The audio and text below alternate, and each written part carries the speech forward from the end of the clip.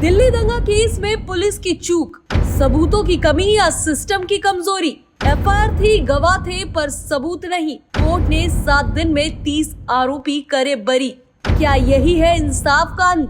दिल्ली में वर्ष 2020 में हुए दंगे से जुड़े कई मामलों में अदालत ने हाल ही में अहम निर्णय दिया है।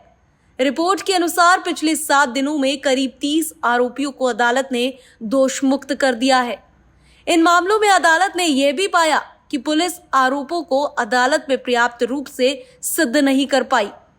अदालत ने अपने फैसले में बार बार इस बात पर जोर दिया कि जिन लोगों पर आरोप लगे थे उनके खिलाफ पेश किए गए साक्ष्य या तो पर्याप्त नहीं थे या फिर उनमें स्पष्टता की कमी थी।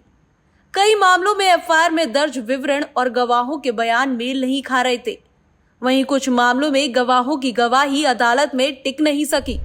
इस वजह से न्यायालय ने संदेह का लाभ देते हुए आरोपियों को बरी कर दिया। इन फैसलों के बाद एक बार फिर पुलिस की जांच प्रक्रिया पर सवाल उठने लगे हैं। कुछ मामलों में अदालत ने यह भी कहा कि पुलिस ने कॉपी पेस्ट तरीके से आरोप पत्र तैयार किए हैं, जिससे ये समझ पाना मुश्किल था कि अलग अलग आरोपियों की भूमिका क्या थी।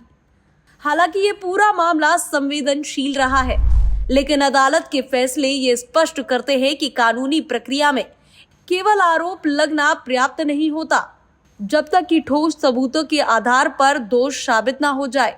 न्याय व्यवस्था का आधार केवल आरोप नहीं बल्कि ठोस और स्पष्ट सबूत होते हैं। जब सबूत कमजोर हो, गवाहों के बयान असंगत हो और जांच अधूरी लगे, तब अदालत के पास आरोपी को बरी करने के अलावा कोई विकल्प नहीं बचता। लेकिन इन सभी कानूनी प्रक्रियाओं के बीच एक बड़ा सवाल अब भी लोगों के मन में गूंज रहा है। क्या सच कभी सामने आ पाएगा?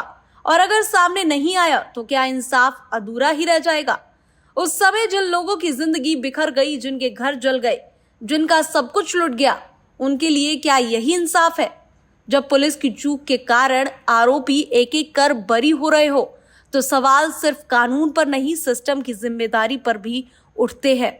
Bureau report, TV7 Bharat.